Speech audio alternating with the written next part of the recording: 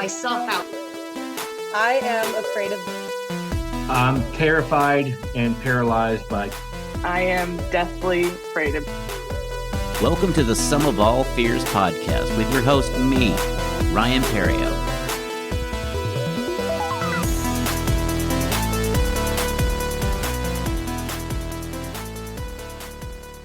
Hello and welcome to the Sum of All Fears podcast. I'm your host, Ryan Perrio. This week, my guest is transpersonal therapist C.K. Love from Toronto, Canada. I had a great time. We actually crossed borders with this episode as we talked to somebody in Canada. She is a transpersonal therapist, which means she not just handles the emotional and mental, but she also tackles the spiritual as well. It's a fantastic, interesting conversation we get into about transpersonal therapy and how she got into it.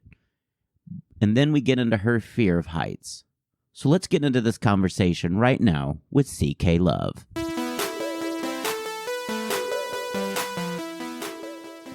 All right, my guest is transpersonal therapist C.K. Love.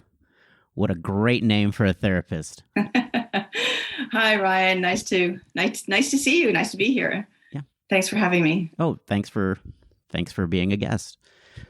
So you're based out of Toronto. Now, how big is transpersonal therapy? Because you're kind of the first person that's ever, I guess, addressed it with me. So it feels fairly new or like niche.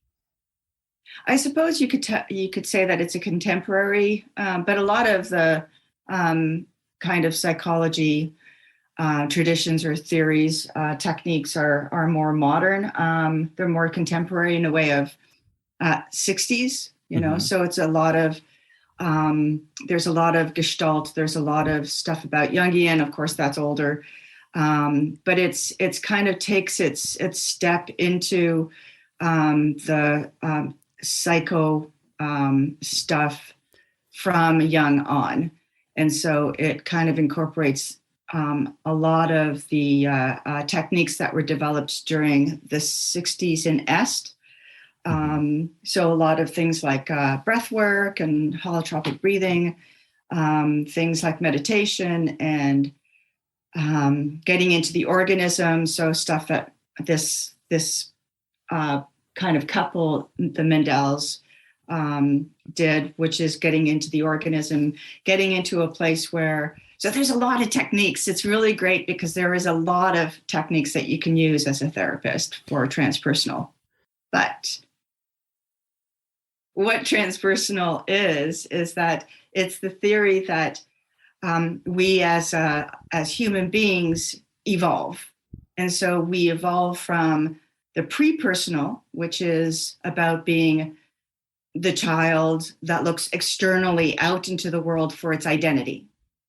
And then you go into the personal, which is about the me, the I like this, I don't like this, the preferences, the opinions, the separation of identity from the whole into the personal. And a lot of people stay in that particular place. And I guess you could kind of equate it to having to go into adulting, where the transpersonal is about not leaving necessarily who you are, but then extending out into the world. Instead of expecting the world to bring things always to you, to actually be able to see where you are placed in the world, where you are placed in the universe, what your reason for being is, that kind of stuff, and really becoming a part of a greater whole, which is transpersonal. That's awesome. Beyond personal.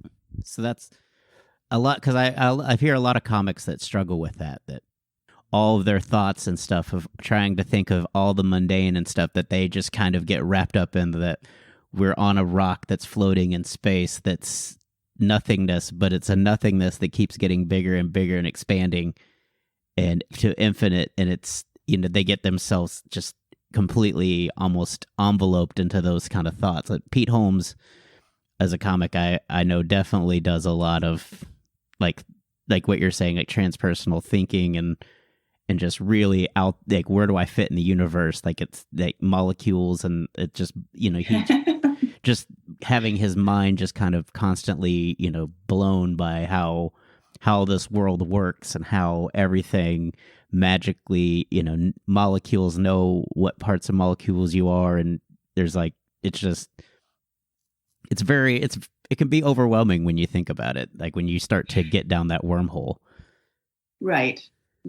And so, and it can get existential in the way that, you become, you start thinking gloom and doom about it, that you really don't have a place, or you don't have the power to change things. But transpersonal therapy, or the transpersonal, that's a place where you can understand that you do have a place, that you actually are a part of a greater energy. And that when you start to tap into what your path is, a lot of people, and I'll say this right now, and I know that a lot of people will disagree with me, but we actually don't have control over what we do, not because it's predestined, but because energy unfolds, energy moves energy. And so if we can understand ourselves as energy, then you can understand how to listen to the rhythm of whatever's happening in your life. And that's where synchronicity comes in. That's where deja vu comes in. That's that kind of stuff, where things start to make sense a little bit more. That's it's very interesting, like fascinating, like energy is because you don't think of yourself as energy, but movement is energy. It's kinetic energy, and it's you. When you bump into something, that's your energy transferring into whatever you're bumping into, and either knocking it off or knocking you back. It's such a, I would say, overlooked, just part of life that you don't look at it at that level, because it's probably advanced science class when you did it and you tuned out. So we get caught in the minutia of our lives, and transpersonal just broadens that a bit. So you look from the outside in, and to really see what's going on. What got you into transpersonal therapy? Like, what made you go from, I guess, almost, I'll ask you what got you into therapy. Then I would say, once you were in a therapist, how did you discover transpersonal therapy? So let's do a two-parter. Like, what brought you into being a therapist to begin with? And then after, in that journey, how did you discover transpersonal therapy? Well, I started out being an artist, and I started out in architecture. So I have a degree in architecture. I did that. And then I don't know, there's something that was in me ever since I was a kid that didn't really follow the normal path of life. Like, I never really kind of adhered to what society was kind of thinking that I should do. So when you're kind of that kind of person, you don't have a easy time of accepting who you are and where you fit in the world. And so I kept on searching, and I just stumbled upon, because I was having a conversation with, was I doing yoga? I was doing yoga at the time, but I wasn't doing any teaching at the time, and I wasn't training at the time, but I was always interested in it and the philosophies. But I just talked to a cranial sacral massage therapist, and she told me to go visit this person who could change my life. And there you go. He changed my life. And he was, he's a mentor and a teacher, and he was a Buddhist at the beginning, and then he adopted the transpersonal stuff. And he and his partner at the time opened the transpersonal therapy here in Toronto. And ironically, they named it the TTC, so Transpersonal Therapy Center. And here in Toronto, we have the TTC, which is the Toronto Transit Commission.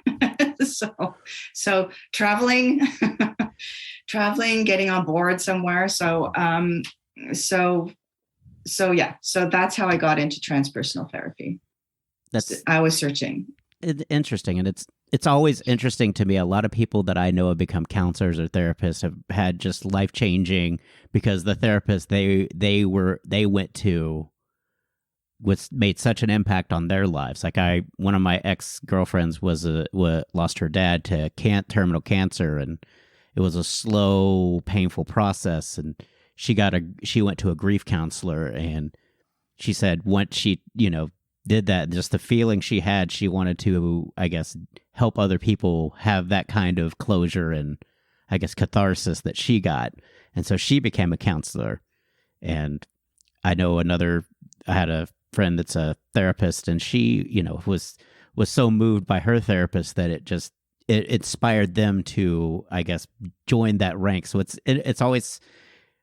something I hear a lot, is that a lot of times you have a therapist or somebody in your life that makes such an impact that you almost want to replicate that with others. Yeah. I mean, I think that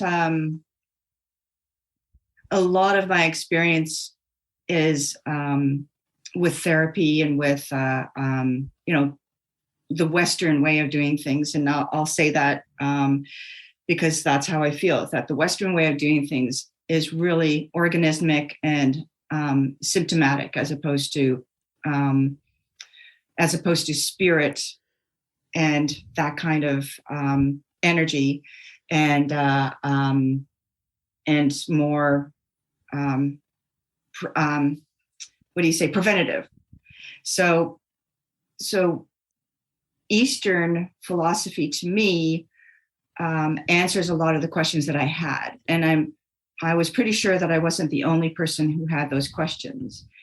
And I felt that the Western psychologies and psychiatry never answered those questions. And I thought there was something missing. And I like to bring it to people because I think that a lot of us are in pain because of I don't know how we're taught in the world. And so I'd like to bring about a different kind of understanding of the world, a different understanding of who we are that we have never encountered, so that they can discover something new about themselves, which I did. Yeah, that's definitely. Before we started, I was like, that feels like it's a three-pronged process in your life, that you have a spiritual piece, you have, even if it may be, I guess maybe an agnostic or something, to where you don't really have a, set belief system in place, there's still a spiritual, I guess, feeling of belonging and stuff that people, not just that you're in a group of people that are of like mind and have the same values that you have and stuff like that. That's why you have your close friends are you're so well, I guess, with your best friends and stuff, you're very close and you have almost a familial, because spiritually you connect with them also on a spiritual level of, spiritually what they're about, and not just somebody that shares your interest. Yeah. And I like that thought, where we could feel that we belong to each other just because we have a heart, just because we love, just because we feel, just because we go through these horrible times. And you can talk to anybody, and that's part of the anthology book that I did. You could talk to anybody at any time, and there's a universality to all our experiences. And I think that what I love about the transpersonal process is that you do start to see that you can be gracious to everyone in the world, and not to say, and the process is to know your boundaries, and to, everybody knows that kind of stuff, but to really exercise those things and still be able to come out into the world and not be so protective and not be so fearful, but to actually invite people into your realm, your aura, just for a moment, and when you say hello to a cashier and how are you, you're just inviting people in and saying, I see you, and we belong in the same group. And I'm getting all kind of emotional about that because it's also very loving and sweet and kind, which is something that we really truly need in the world right now, is that kind of understanding.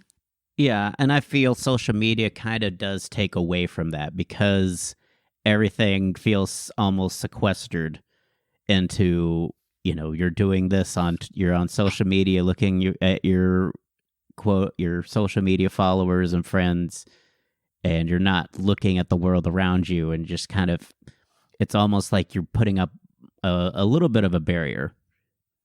Yeah, because you're in your own safe group and you don't go out of that group. And when, these days, when you do go out of that group and someone voices some kind of something that's kind of contrary to what your group says, then there tends to be a lot of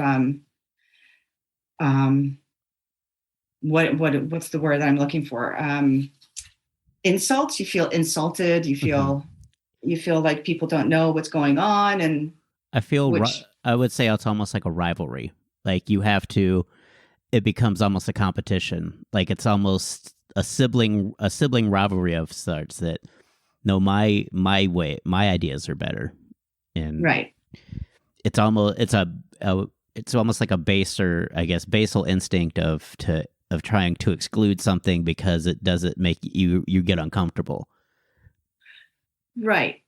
I mean, I guess that's valid to a certain extent, and we all have to, and it's valid only because we are in social media. We're not in a group anymore, so we don't talk in groups anymore. We, especially through the pandemic, we're getting actually less and less used to talking in person and more talking online, and that kind of anonymity allows you to have those separations. Mm-hmm. And it allows you to kind of, I would say, agitate people. Yeah, without thought or cause. Yeah. It allows you to be the baser instinct of yourself, where you can be mean and not get any kind of reprisal because they don't know where it's coming from, and you can disconnect and move on. Right. And if we, my thing is that if you don't do the work if you don't do I say everybody needs therapy. Everybody should go to therapy at some point in their lives, because we are so, we don't get out of the personal very easily. We don't get out of that kind of, whatever you want to say, bullying or one-upmanship or because we don't know where that comes from. Like, where does it come from? Does it come from a fear? Does it come from, you not feeling heard? And all you want to do is be heard. And do you know you want to be heard? And if you don't know you don't want to be heard, if you don't know you want to be heard, then it comes out as a neuroses. And most of us are expressing ourselves through neuroses, right? Yeah. As a comedian, you know that, right? Boy, do I. So, how long have you been a transpersonal therapist now? Like, how long has that? I mean, actively for about 14 years. Wow. So, I've been actively a therapist for 14 years, and a yoga meditation teacher for, I don't know, about that long, if not, no, longer. 20 years.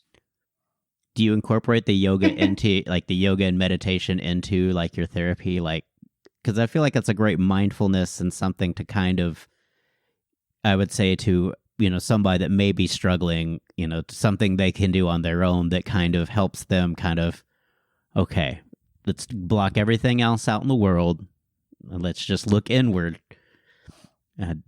Does that come into your therapy at all, or does that just a side?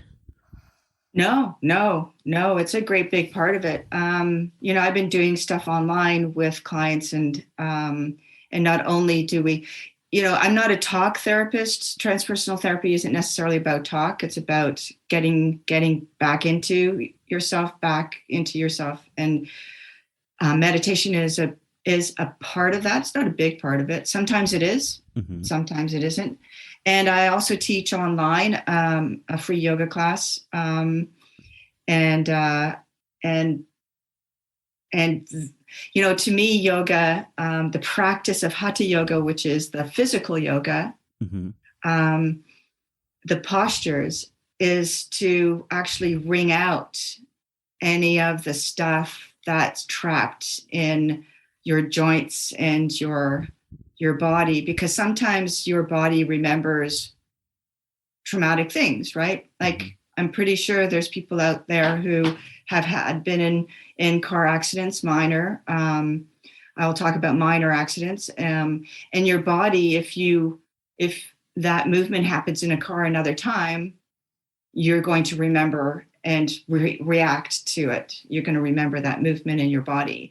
And so to me, yoga, the practice of hatha yoga is about kind of bringing out some of those chronic holdings and stuff. So the physical, really and truly, I think that the physical is the first part of sometimes of our process, and then the next thing is the mind-body connection, and then the mind stuff, and then the emotional stuff. And so all of that starts to connect. So the mind-body connection starts to make sense. And the emotionality of that becomes, it makes sense. It just makes sense. Have you thought about ever incorporating art, since you have, I guess, an eye for artistry and stuff like that, since you're architectural and stuff? Have you thought about maybe bringing that into... I do, actually. I started a program that is, it encapsulates all of this stuff, but a program for creatives. So anybody who is feeling that they're stuck in their writing, or that they can't get deeper into their writing, or so I work on their work with them, and an artist as well. I haven't worked with an artist just yet, but I do use different things, like visual things. I do use writing, and I haven't used painting just yet. Okay. Just because, but I do use objects. Okay. I ask people to gather objects and stuff. Interesting. I just remembered that you said that. I was like, I wonder if she's had a therapeutic painting class where she just has everybody just kind of, just paint their feelings and... Yeah. I haven't done that just because it's not, there's a few people out there doing it. So I do other techniques to get people into whatever, but I can try it out. Okay. I just, you were talking about being an artist. It's like, I bet she can, rock out some, some paintings, or maybe, maybe you could paint what they're giving you. Like, you could almost give them a take-home painting of know, their spiritual, like you can paint what you feel, whatever their their aura is. Yeah. What's really great is when you do like a deep meditation, or you work with dreams. I work with dreams, so you could get somebody to actually draw the part of their dream that was really powerful for them, and see what comes up with that. So that would be interesting. Yeah. So did the creative process come from just you being a creative and just, I guess, feeling that I guess sometimes that, I guess, inability to have inspiration to paint, or, to whatever, to create in your own life, and you wanted to try to find a way to work past it? To work past which? Your creative blocks, or for, they say, we're talking about with writing and stuff like that, to guess past those barriers that are keeping you from what you believe you're achieving that creative process. Like you were saying, they couldn't write something, or they were stuck. There's when you get stuck in writing, especially, usually it's because you don't know the motivation of the character, or you don't know a character trait that might be a part of the motivations of the character. So when I started to work like this, I started to realize that if I didn't know myself deeper or deeply, I'm working on the surface of my writing, and I'm not making connections to the story. So the connections from the beginning of the story to the end of the story, how do you get there? And it became sort of this whole idea of that it's my own hero's journey. So you know how in scripts, because I'm a screenwriter, so they call it the hero's journey, and there's a structure to it. And I'm finding more and more that our lives have the same kind of journey. And even though we don't have these huge explosions that happen in the middle of our movie, we still have something that starts to change our mind about things, and starts, as we get older, starts to change our mind about things, and starts to ask us to think about things differently, and start to see ourselves differently, and do things differently. Mm-hmm. Because, we do, kind of develop defense mechanisms. Everybody knows this, defense mechanisms that kind of help us as we move through life. But then at some point in our lives, those things don't work anymore. Mm-hmm. And so that throws you for a loop. And so you have to kind of try to start figuring out from there how you use who you are to get through some of the trauma or some of the struggles in our lives. As a writer, we struggle with rejection all the time. Yeah. So how do you work with that? So that's interesting, because that's how I write jokes when you said that, because I usually try to write jokes about 3 or 4 times before I put pen to paper. And that's, again, because you were saying, I don't know, it's not a personal. So usually the first time I'll write it, I'll think, that's about 5 other people's answer to this question. And so I'll dig deeper and what's my experience? What's something in... So I totally get where you're coming from, because that's kind of how I write materials. I try to get to a more original response to the question than anybody else can, because it's unique to me. It's unique to my physical, emotional, and all my, my strengths and shortcomings. It all plays into my material. And so that was really fascinating when you told me about the writing and the hero's journey, and that you just don't know, you haven't given it enough thought, that you've gotten the superficial idea, and that could be the Reader's Digest version of this joke, where it's anybody that reads this could tell their coworker. But then you have to dig deeper and find, what really, what does it mean to you? Based on your experiences, why is this a passion thing for you? Why is this something you're afraid of? Why is this something that you find weird? And so it definitely strikes a chord with me when you said that. I was like, oh, that's exactly how I write jokes. Is if it doesn't work, I'm like, okay, obviously I don't have enough either, I'm not basically explaining it well enough, or I don't have enough personal connection to really resonate with this audience, the challenge that I'm facing, that I'm come across as complaining or whining because they can't see my struggle. Wow. Yeah. No, that's perfect. That's lovely. That's really, really great, because that's exactly what I'm talking about. And there's some people out there who struggle with getting to that core, getting to that deeper experience. And yeah, that's exactly how to, it's funny, because I think that 90% of our stories are universal. That's why we can actually gather people together. And then 10% of our stories are truly about our experience and kind of making that personal connection. And when you make that personal connection, I don't know if you watched Tig's special I watched the one where she had the Indigo Girls. Is the last one I saw where she played drums for the Indigo Girls, which was really cool. Yeah. Yeah. Was it she had cancer, right? So she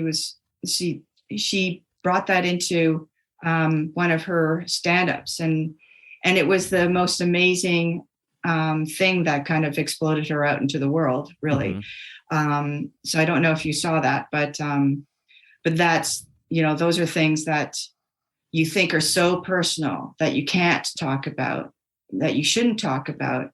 But those are the things that people will you'll connect with people even more, because there's not only a universality of having to struggle with, I don't know, sickness or whatever, but also an empathy.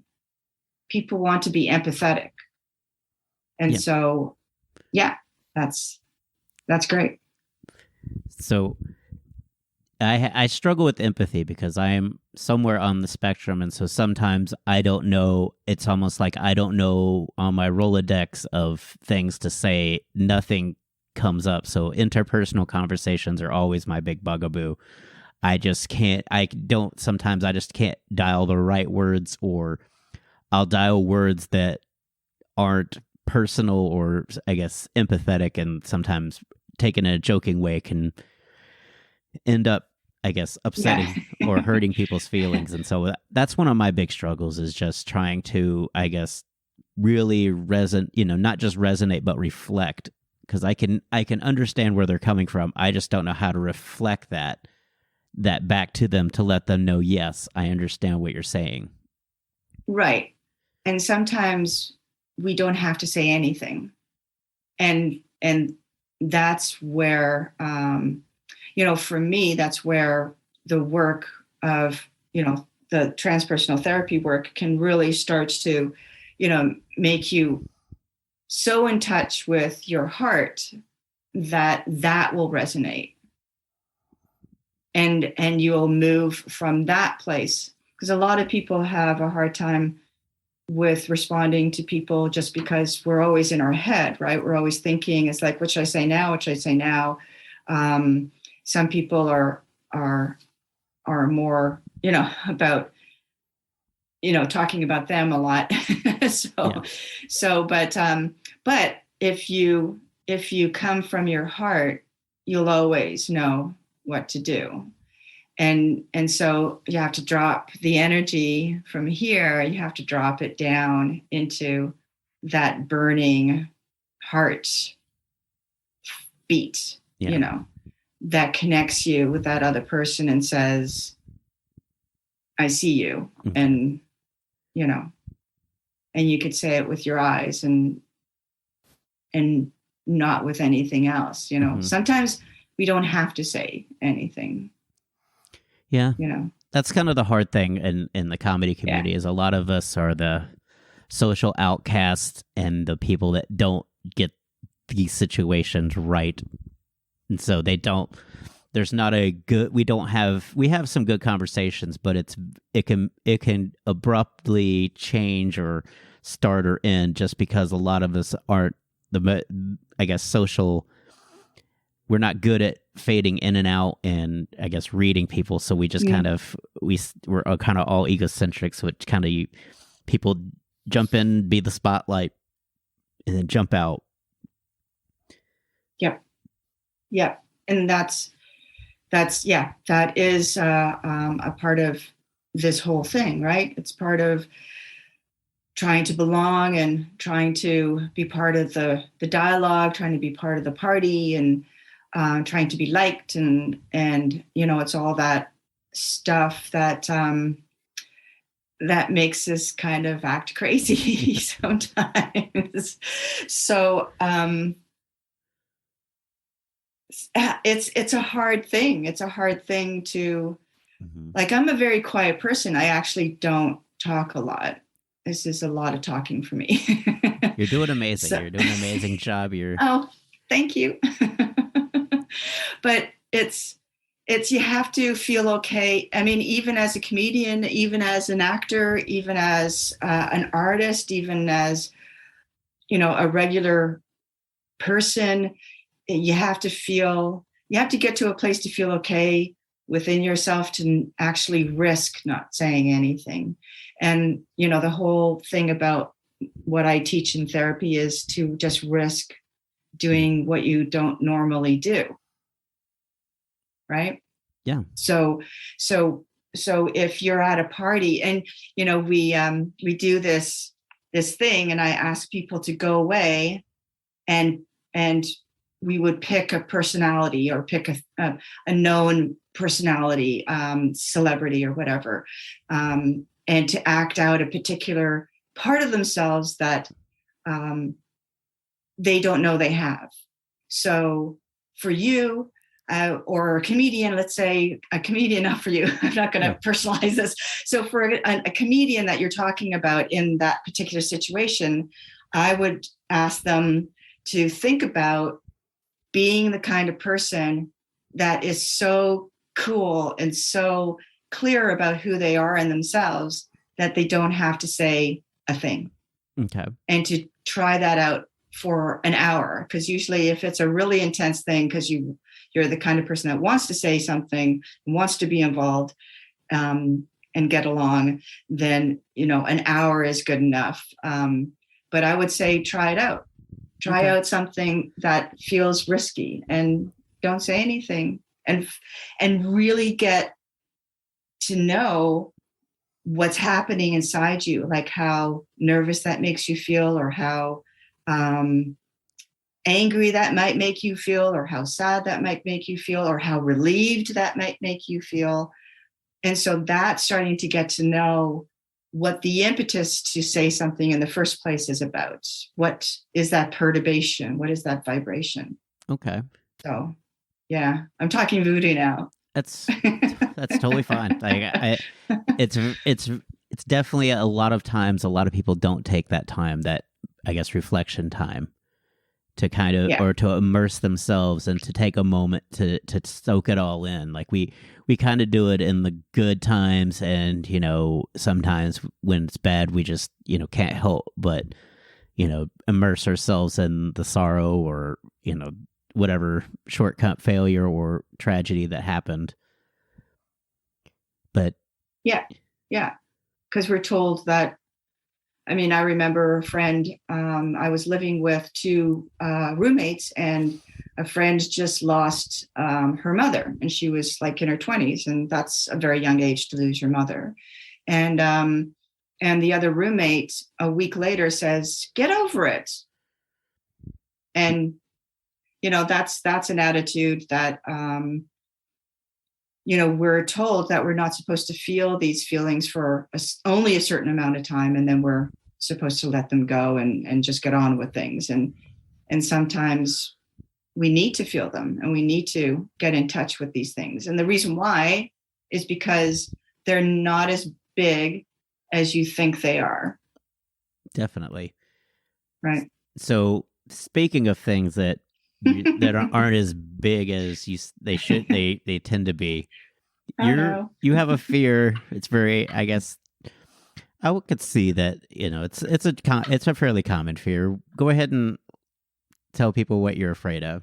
It's a very common fear. I mean, I'm even embarrassed to say it. It's a fear of heights, but it's pretty acute. I mean, those roads on the California coast, where Northern California, where it goes over from cliff to cliff, expands from cliff to cliff. Yeah. I cannot do that.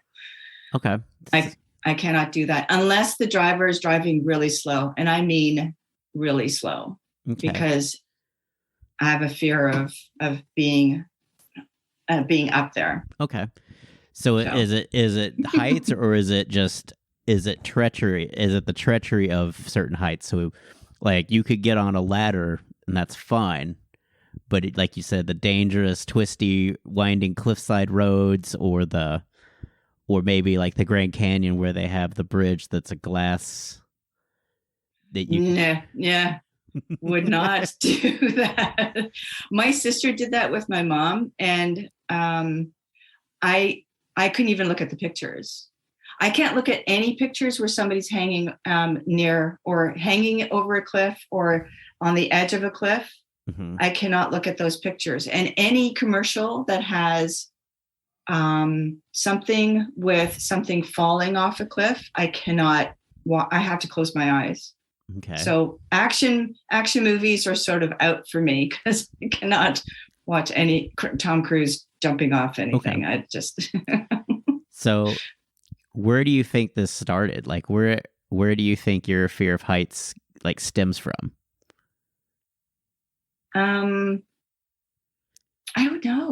don't know. I mean, I have to say that the treachery thing that actually never occurred to me. But I think you're onto something when you said the treachery part of it. I mean, I think I can walk up ladders, Mhm. but I couldn't walk up on a roof when somebody was building a house. Okay. And what was it? Oh, but I lived on the 24th floor, and I could stand on the balcony after a while. So it's maybe climatization. It's climbing and Climatization. yeah, that and maybe it's not I guess focus, because when you're if as long as you're just looking at like where you're going and not over here or seeing like you said, like the treachery or the danger that or how high you are or any of those things, I think you seem like you'd be the person to be fine. It's just as long you'd have to have someone from you like keep with me, like we're doing fine. I feel you could be coaxed, or at least as long as you don't divert or start to be aware of the surroundings and maybe the danger. Yeah, I think that's it, because I think if I think of my feet, I'm done for. Okay. Because if I'm climbing and I think of how high my feet are off the normal ground, then I get really afraid. But it's also the vertigo thing, right? Okay. It's the thing of looking over something and my stomach starts to turn. Yeah. And the bottom falls out. See, I got that later on in life, like in my 30s or something, because I worked at a place that had a escalator, I guess, way of getting up, and you could see, to sub levels and stuff, and it's just, even though there's a glass wall there, you can somehow just, if something were to happen where I was to upend over this. Right.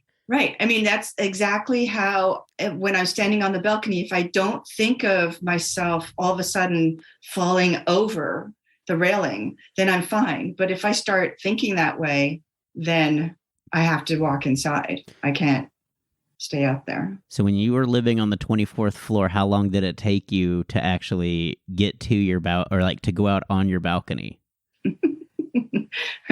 It took me,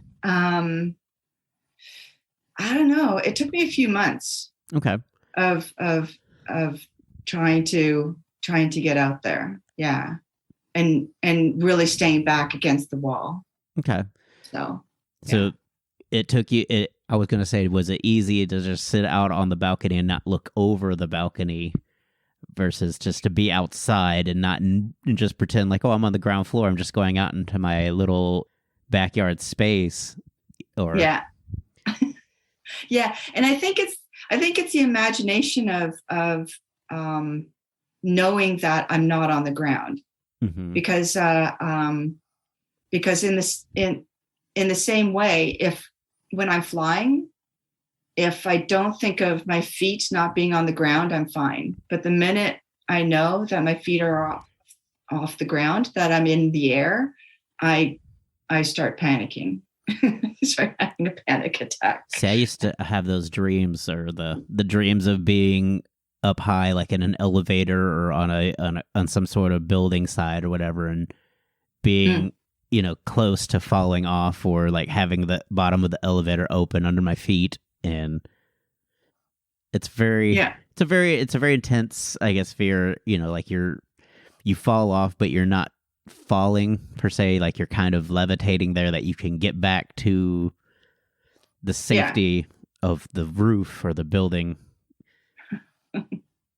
Yeah.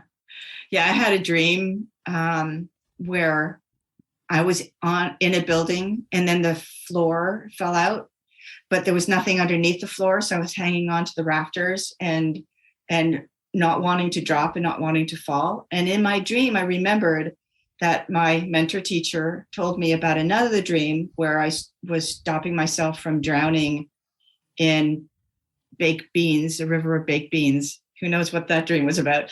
But I stopped myself from drowning. And he says, why don't you just let yourself drown? Because you're in a dream. So why don't you let yourself drown? Let go, take the risk. And so in the dream of hanging from the rafters, because I am terrified at this moment, because I fell through the floor, and I kept on telling myself to, why don't I just let go? Why don't I just let go? Why don't I just let go? And I let go. Okay. And then I woke up. Okay.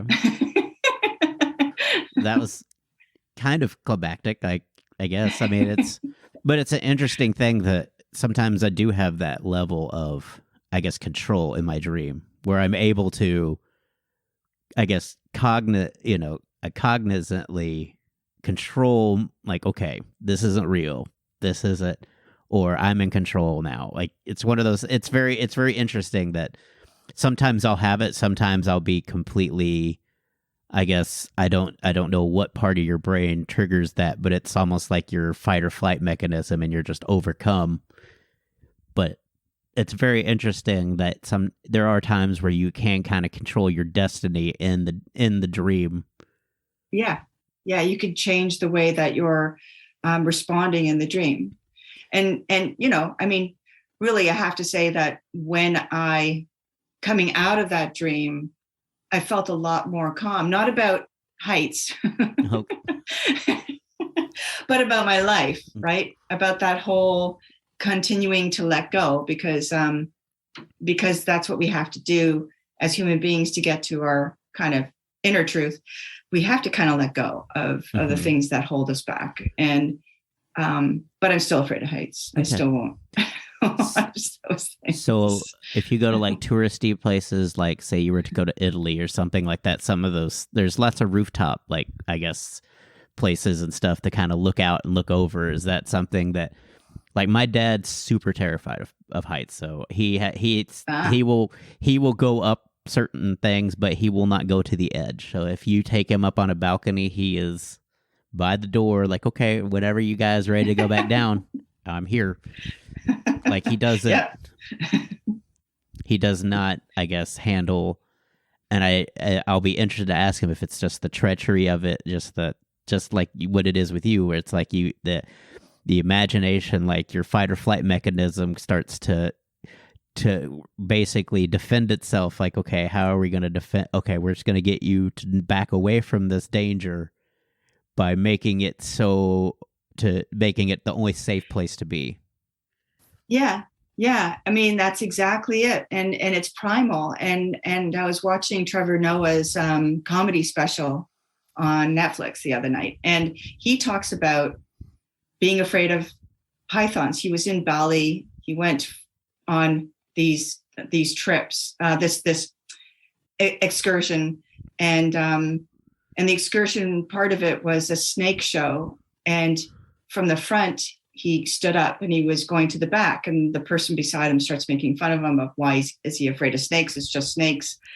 And he says, no, it's in my genes to be afraid of snakes because I'm from Africa. So right. It's that primal thing. It's also part of what I, consider to be somewhat of a depression. My thought is it's basically your primal instinct telling you you're in danger because those are your depressive thoughts, or you're alone, and it's just your body trying to get you to recognize, hey, we're not designed to be lone wolf.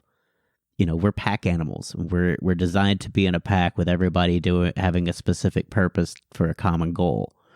Like you were saying, with the spirituality, the physical, the mental, we're all there's that's why you feel when you're depressed. Things about depression is breathing, doing a task, because that's something, because once your brain focuses on you being alone out in the world by yourself, that's the mental your biological, or I guess your lizard brain is saying, "Hey, you're in danger. Yeah. You're by yourself. You're alone." And sometimes, Right. and people can I guess give that voice like you're not worthy. No one likes you, and Right. it's very, to me, that's just, because I read a lot of body language books. And so there's a lot of talk about your primal, like these are primal, I guess, motives that your body does that doesn't require speech, or it doesn't require, advanced communication. It is basic. It is a basic need you need to have this belonging feel. And if you don't, then your body is going to push you into getting that, because it's trying to get you to scurry and to the safety of a group, instead of just Right. isolate. Right. Right. And the transpersonal therapy, you just reminded me of that you always have to bring yourself to the present moment, right? That's the meditation of a part of it, is that our minds and our primal fears can play kind of tricks on us, because, for me, the height thing, there's really no reason to fear. Yeah. So when you bring yourself back to the present moment and bring yourself back to your feet, your ground, you can overcome that fear, and that's the way to overcome it. Okay. But it's just it's a knee-jerk reaction, right? That thing will react, and then with your presence of mind, you can just bring yourself back away from the fear, back away from the idea that you're not worthy, or the idea that you're not, valuable in this world. And you can bring it back to just the present moment of what's happening now. What do I need now? Mm-hmm. So do you use that, I guess, is that how you kind of, self get yourself to go out on the balcony to maybe to go up somewhere to a lookout or something, and maybe not get to the edge, but see the sight? Okay, we got it. All right, let's get back down on the ground. Yeah. I mean, I won't do it deliberately, go out on a glass veranda, but if I'm in a situation like driving the car over the California highway, I will bring myself to where I am in the car, and that my feet are on the floor, and that maybe I'll get in the driver's seat so I have more control over it. and that's the way to do it for sure. That's awesome. Well, I thank you for doing this, CK. It's been a great conversation. I enjoyed it. Where can people find you on social media if they're wanting to learn more about transpersonal therapy and the yoga and everything else that you bring in? Well, on social media, I have a Facebook page for Restless Spirit Productions. Mm-hmm. I have a website called www.restlessspiritproductions.com. All one word, what else? I have Instagram. You can follow me at CK Love Writes on Instagram and Facebook. And for the anthology, because I'm doing a book together, anthology of women writers, that's the Glow Project on Facebook. And if you want to join my yoga class, you can join my yoga class, because I do it for free online. You just have to ask me the question. Okay. So that's awesome. Like I would say it's kind of spiritual, because it's almost like you have to, it's almost bringing yourself almost in that frame of mind to do yoga, to have like, okay, here's the mindset, the question, and things like that. And it may be an open-ended question where it's like, how are you feeling? Or yeah. Well, that's awesome. And you have an anthology of female writers, so it's just you and some other female writers is this a novels, or is this like for their like transpersonal therapy, I guess, writing? Well, the whole idea was to bring, it's called Midlife on Fire. And it was a whole idea to bring the voices of women in midlife out into the world, just because there isn't a lot of recognition of women in midlife. So that was a part of it. It's just to be an advocate for us. That's awesome. Really. Well, I mean, that it is such an emotional journey there. I mean, you're talking about, like, you know, you're on the way to menopause and things like that, where there's a lot of biological and, I guess, hormonal, and, you know, that can all play a part in your mental and, I guess, emotional states. And it's definitely something that's needed, something that, you know, says, hey, we know what you're going through, and, you know, here's kind of how we've handled it. And it kind of gives you, because there's not much for that. And, you know, it's hard, because I know my mom, when she went through it, you know, just kind of sequestered herself in a room. And, you know, it's one of those things where it'd be nice to have, I guess, a community of that. Like, there's something that says, hey, life isn't over. And, you know, here are the, you know, processes that we've gone through and things that we found helpful. I think that's amazing. Yeah, that's exactly it. So thank you. Yes, yeah. You articulated very well. So thank you.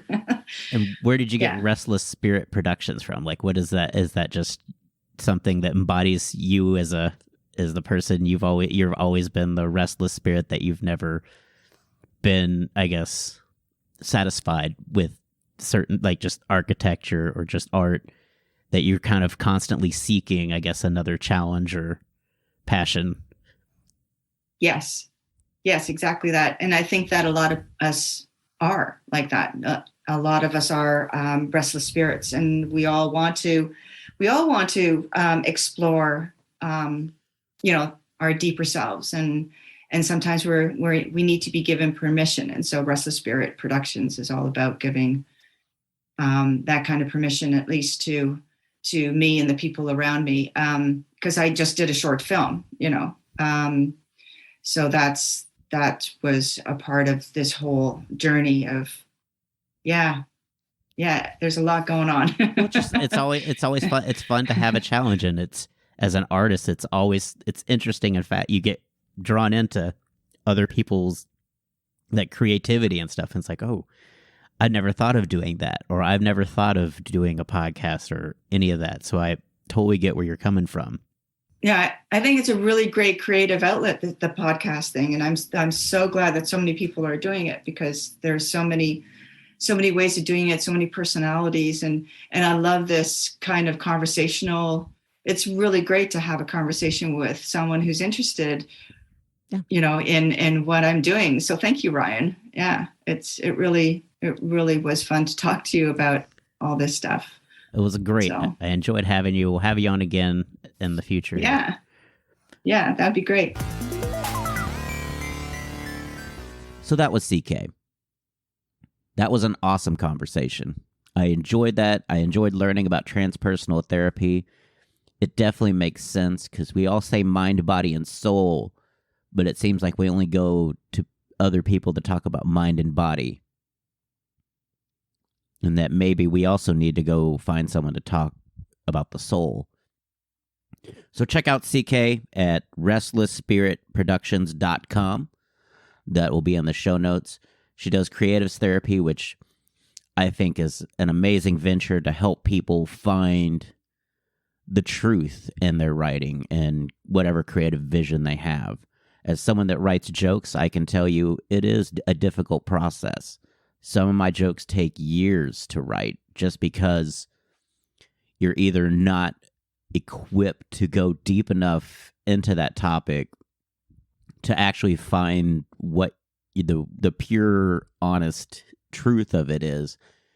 And you'll either go for, like, a low-hanging fruit, like a very generic answer to the question, or you just get so deep into it that you miss it entirely, and you just kind of miss the mark. So I feel that's a definite, you know, place that we could all go as a creative to share, you know, hang-ups and roadblocks, and maybe not because we can't see what's just to our right that we should be doing. We're just looking straight ahead at what we want to do with it. And so sometimes you need that second voice to kind of change how you look at things so that you can find the truth. So yeah, check out CK Love on Facebook, as well as restlessspiritproductions.com and other social media. We'll have the links in the show notes. As for me, ladies and gentlemen, we have the recordings of a CD. I've listened to the first show sent to me by Travis, and it sounds awesome. Like, I'm really impressed with what I've got so far. And so I hope I'll make a comedy album, and we'll figure out what to do with it as we get it all laid out and edited and everything else. So thank you guys again for listening. If you like what you hear on the podcast, leave a review. If you have suggestions for the show, or you want to be a guest, email me at somefearfans@gmail.com. With that being said, guys, we are at the end of January. I am about to head out to Dave & Buster's to do my last week of football watch partyisms. And it's been fun. We had a great time. It was me, Miles, and Mike Bradshaw. And, I've done that, and I've done comedy all this month. I was in Wichita. I was in Oklahoma City. Then I did Fort Worth, where I recorded for my album. And then this last week I was in Dallas with Kevin Farley, which was an amazing weekend. Sold out of t-shirts. I had a great sets. And it just seems like everything's going well. I'll be at the Addison Improv tonight. And so after that, then I'll be at the Hyenas Red Room in Fort Worth with Ralph Barbosa and Devin Clark. You might want to check out that show as well. It'll be a great time. With that being said, guys, thank you guys again so much for listening to the Sum of All Fears podcast. And I hope you have a great week. Talk to you soon. And now some thank yous for the folks that make this show possible. Thanks to Barry Whitewater for my art and graphics. You can follow him on Instagram at bwhiteh2o. Get it? H2O like water. You can also follow him on Facebook, Music. A huge thank you to Gunnar Olsen for the wonderful music provided for this podcast. You can follow him on Instagram at gunbuns, that's GUNBUNS, as well as his website, gunnarolsen.net. Check out some of the samples that he has recorded. They're amazing. He's an amazing percussionist. If you want to follow the show, we've got a Facebook group, Sum of All Fears. Instagram, Twitter, you can find us at Some Fear Fans. If you have some feedback for the show, email me at somefearfans, SOMEFEARFANS @gmail.com. I'll be happy to take those into consideration. Also, if you'd like to be a guest, email me at somefearfans@gmail.com. We can try to iron out some details and get that settled in. Give us some feedback. If on Apple, Google, Spotify, or wherever you listen to podcasts, leave a review. It makes the show bigger, and it's not going anywhere. I'm going to record as many shows as I possibly can. If you want to follow me on social media, I am at Ryan Perio. It's RyanPerio on all social media platforms. You can follow me there, and you can check me out at ryanperio.com, my website. I'll try to list upcoming shows there as well. It's been kind of spotty because as soon as I set it up, that's when the pandemic happened. And everything's kind of just in a holding pattern. Thanks again for listening to the Sum of All Fears podcast. Next week, we'll have another guest with another fear. Thanks for listening.